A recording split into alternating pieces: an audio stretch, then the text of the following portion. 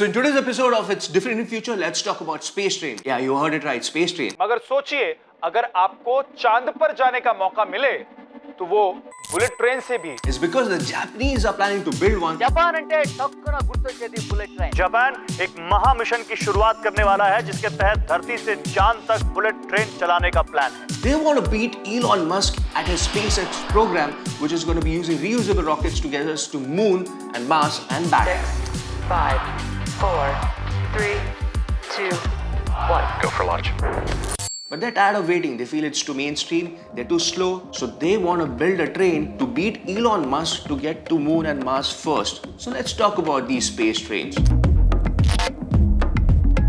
Before we talk about these space trains that the Japanese Kyoto University is trying to build with Kojima Corp, let's just glance back and talk about the trains that we've had in the past, we currently use, and then let's trickle down towards the space train program. Our first generation of trains, which were the steam powered trains, were very crude, sometimes slow, and needed a dedicated manpower out there to manage these trains with respect to managing the coal, managing the temperatures on the boilers, even the pressures and the speeds. They were kind of clunky old machines, but they were not really that slow as well.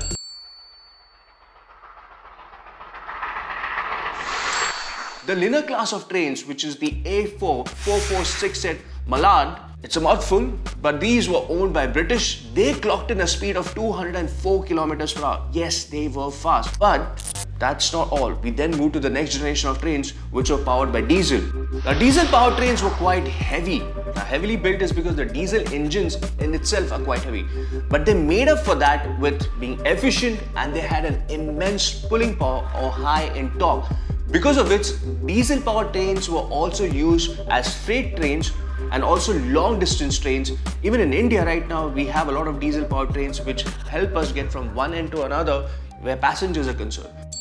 This is what British Rail would like us to call the executive high-speed train. Now, the fastest diesel-powered train, again owned by the British, clocked in a speed of 238 kilometers per hour. That's not bad, but that's not much of a difference from the steam-powered trains. And that's the reason why we then switched from diesel-powered trains to electric trains. By switching to electricity or electrical trains gave us access to more torque and more speeds. I'm pretty sure if you guys are millennials, you all have heard about bullet train. Now, bullet train clocked speeds up to 320 kilometers per hour. But this was back in 1960. Right now, with the French TGVs, they clock around 486 kilometers per hour.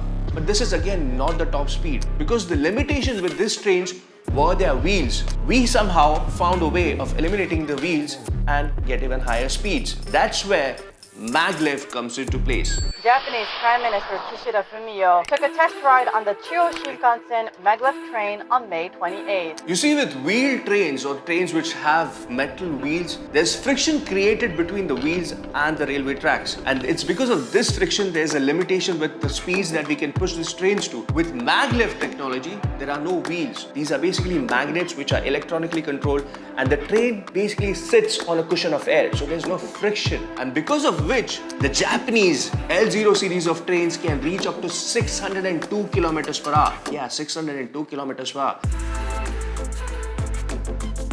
So the only limitation here now was the air resistance, and that's where the new project by Elon Musk, which is the HyperX program, comes into play. Is there a better way to travel quickly from, say, downtown LA to downtown San Francisco? Hyperloop Transportation Technologies has made progress on its plans to build Elon Musk's Hyperloop transportation system. You can go anywhere on Earth, anywhere. With Elon Musk's Hyperloop program, the train will be encapsulated in a vacuum tube. So this will eliminate two factors which is slowing down the train. One is the wheels, because with maglev technology, there'll be no resistance between the train and the tracks. And the second is air resistance. Because it's in a vacuumated tube, there will be no air resistance. So according to Elon Musk, the train will travel up to 702 miles per hour. That's 1,223 kilometers per hour. A little more few kilometers per hour were added, that will be Mach 1 speed, but that will not be safe. It's because the sonic boom can rupture the tube.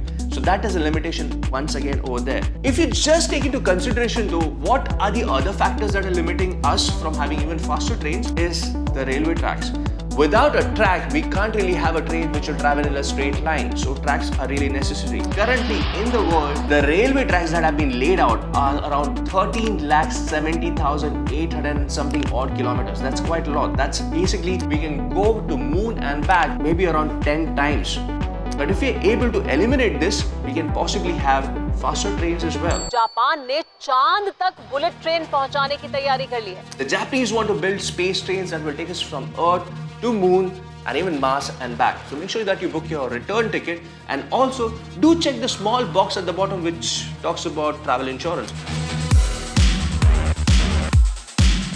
The Japanese want to build platforms which will be closer to the outer atmosphere of Earth, which will also have artificial gravity, because of which housing facilities will be provided for people who are traveling between Earth and Moon and other different planets. And we'll also have maglev trains, which will be in a much advanced state of technology, which will use these platforms with artificial gravity as slings to sling themselves to different planets at much higher speeds. And then obviously they'll have thrusters to steer themselves towards the other platforms which will be placed on Moon and Mars.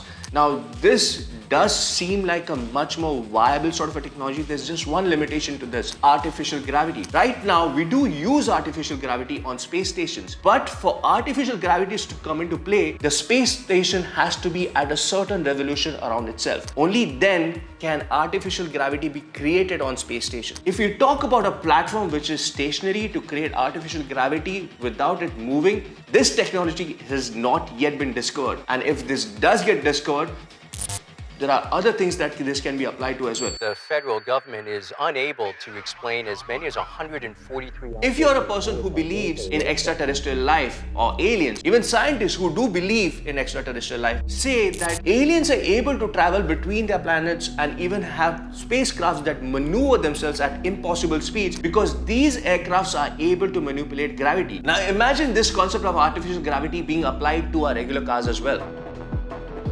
because of which we'll have flying cars becoming a reality even sooner than expected. सरल शब्दों में कहें तो इस car के जरिए हवा में एक शहर से दूसरे शहर की उड़ान भरी गई. And then we can possibly use our flying cars to get to places or even moon directly. Scientists all around the world, even Japanese, are putting all their might in trying to discover how we can control gravity or create artificial gravity.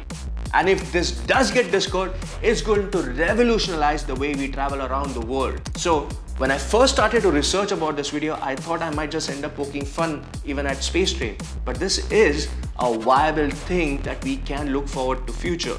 This is Aurelius from Mashable India signing off. If you like what we're doing, go ahead and leave us a comment. And if there's anything that you would like us to cover with respect to the future, do leave us a comment and we will try and get that covered. Have a great evening ahead.